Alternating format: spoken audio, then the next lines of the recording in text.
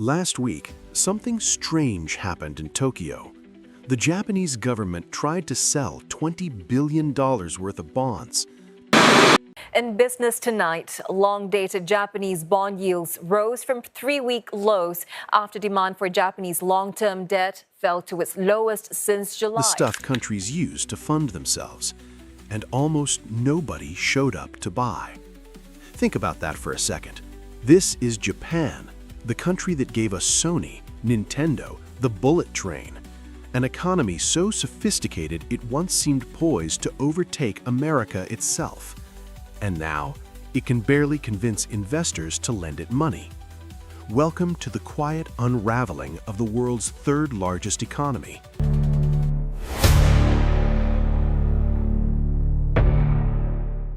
Japan's government debt is now over 260% of GDP. Let me put that in perspective.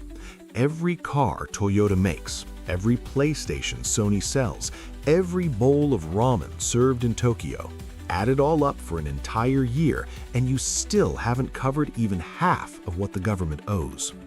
Most countries would collapse under this weight. Greece nearly did at 180%. Italy is constantly on edge at 150%. But Japan keeps going, year after year, decade after decade. So either Japan has discovered some economic cheat code the rest of us missed, or something very different is happening here. To understand how Japan ended up in this mess, you have to go back to the 1980s. Japan in the 80s wasn't just rich, it was invincible. Banks handed out loans like candy. Real estate prices went vertical. Stocks quadrupled. People bought land with borrowed money, then used that land as collateral to borrow even more. A single square meter of land in Tokyo's Ginza district was worth more than entire neighborhoods in most American cities. The grounds of the Imperial Palace, not the buildings, just the land, were theoretically worth more than all the real estate in California combined. It was speculation on steroids, and everyone believed it would last forever, but it didn't. The bubble burst in 1991, and when it popped, it really popped. Stock prices collapsed, real estate lost 70% of its value, banks were left holding mountains of worthless loans. Companies went bankrupt by the thousands. The government panicked and did what desperate governments do: it borrowed. Tax cuts, stimulus packages, cash handouts, infrastructure spending, all funded by issuing more and more government bonds. The idea was simple: borrow now, grow the economy, pay it back later. Except the economy never grew. Not really. Japan entered what economists politely call the lost decade. Though calling it a decade is generous. It's been over 30 years, and the stagnation never fully ended. So here's where it gets interesting. Most countries borrow from foreign investors. China holds over $1 trillion in US debt. Global bond markets fund governance around the world. But Japan borrows almost entirely from itself. About 88% of Japanese government bonds are held domestically. Banks, pension funds, insurance companies, and here's the kicker, the Bank of Japan itself. The central bank now owns nearly half of all outstanding government debt. It's essentially the government lending money to itself through a financial accounting trick that would make Enron blush. On paper, this sounds safe. No foreign creditors to worry about, no risk of a Greek-style crisis where international lenders demand their money back. But here's the problem. It's not sustainable. Every year, Japan issues more bonds than it redeems. The debt grows, the interest payments grow, and the economy, it barely moves. Recently, yields on Japanese government bonds hit their highest level in over a year. That's a polite way of saying borrowing is getting expensive. For decades, Japan survived on cheap debt. Interest rates near zero, sometimes below zero. The government could borrow almost for free. But that's changing. Global interest rates are rising, inflation is creeping back, and Japan's own central bank is slowly, very slowly, trying to exit its emergency monetary policies. which means the cost of servicing this debt is about to explode. Now, here's the irony that breaks economists' brains. Japan desperately needs economic growth to escape this debt trap. Growth means more tax revenue. More revenue means you can pay down debt. But how do you create growth? You spend money. Stimulus, investment, infrastructure. And where does that money come from? More borrowing. So, Japan needs growth to reduce debt. But reducing debt requires growth, which requires borrowing, which increases debt. It's a loop, a trap, and Japan is stuck inside it. Economists have a term for this, a debt spiral. Japan is Exhibit A. And then there's demographics. Japan is aging faster than almost any country on Earth. The population is shrinking. Fewer workers, more retirees. Pensions and healthcare costs are skyrocketing. By 2050, nearly 40% of Japan's population will be over 65. Think about that. For every 10 people in Japan, 4 will be retirement age, and someone has to pay for their health care, pensions, and social services. Who? The government. How? More borrowing. It's like trying to run up an escalator that's going down. Every year, you need to run faster just to stay in place. Now, you might be thinking, why doesn't Japan just print money? Great question. They tried. Enter Abenomics, named after former Prime Minister Shinzo Abe. Massive quantitative easing, negative interest rates, the Bank of Japan printing money and buying up assets like there's no tomorrow. It worked, sort of, temporarily. Stock prices rose, the yen weakened, helping exporters, unemployment fell. But here's what didn't happen. People didn't start spending. Companies didn't start investing. Why?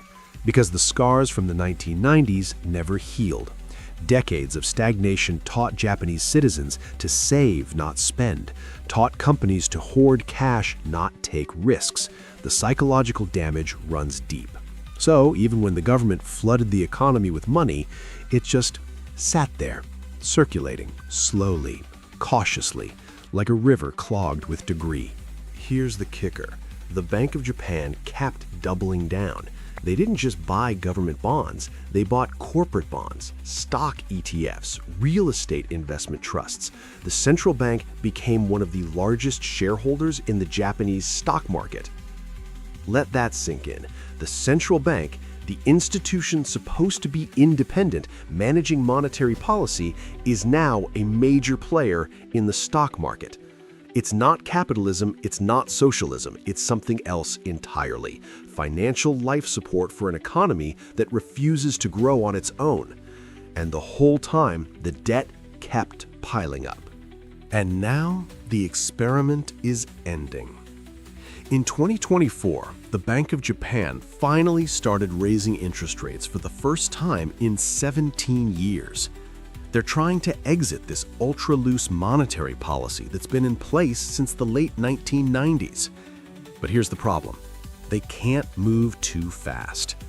Raise rates too quickly, and the government's interest payments explode. Remember, they're sitting on 260% debt to GDP.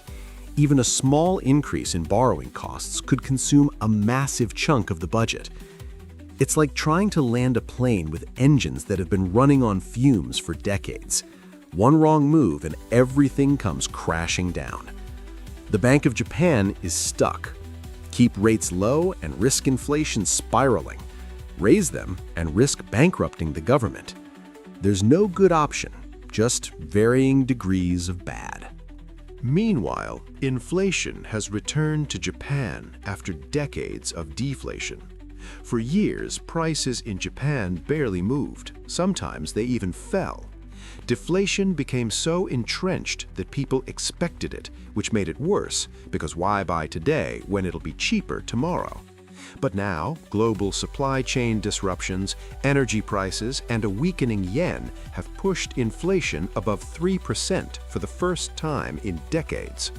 Japanese citizens, used to stable prices for 30 years, are feeling the squeeze. Wages haven't kept up, the cost of living is rising, and the government's response? more borrowing to fund subsidies and relief packages. The debt keeps growing, the trap keeps tightening. Japan's problems aren't just buried in spreadsheets, they're visible in the currency itself. In 2024, the yen fell to its weakest level against the dollar in decades. A weaker yen helps exporters like Toyota and Sony, but it quietly punishes the entire country. Japan imports almost all of its energy and a large share of its food, so a falling currency means higher costs everywhere. The Bank of Japan spent billions trying to stabilize the yen, but markets don't negotiate. Investors see the same warning signs repeating: massive government debt, an aging population, and an economy that struggles to grow. Confidence doesn't collapse loudly at first. It erodes, slowly, then suddenly. That erosion shows up most clearly in Japan's debt math. Interest payments now consume over 20% of the national budget, diverting money from education, infrastructure, and innovation just to keep old obligations alive. As rates rise, even slightly, those costs grow. To pay them, the government issues more bonds, which raises interest expenses further and forces even more borrowing. It's a self-feeding loop economists call a sovereign debt trap.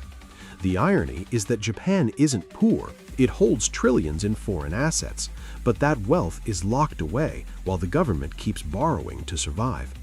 And this matters far beyond Japan. As the world's third-largest economy, any loss of confidence would ripple through global markets, currencies, and trade.